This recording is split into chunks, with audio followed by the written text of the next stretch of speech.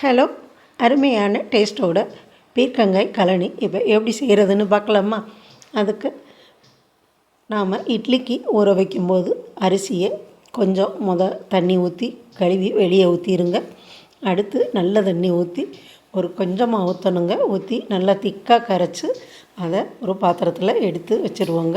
எடுத்து வச்சுட்டு அதில் சின்ன நெல்லிக்காய் சைஸ் புளி, கொஞ்சம் உப்பு சேர்த்து ஊற வச்சு நல்லா கரைச்சி எடுத்துடணுங்க.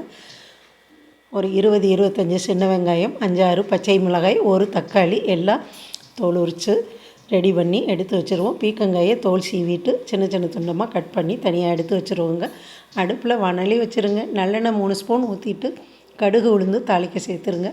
அது பொரிஞ்சதும் வெங்காயம், பச்சை மிளகாய், தக்காளி எல்லாம் சேர்த்து நல்லா வதக்கிட்டு நம்ம கரைச்சி எடுத்த கழனி தண்ணியை அதில் சேர்த்து ஒரு 5 நிமிஷம் வெங்காயம் வேக விடணுங்க. பீர்க்கங்காய் சீக்கிரம் வெந்துடும், அதனால் அதை லாஸ்ட்டில் சேர்த்துருவோங்க.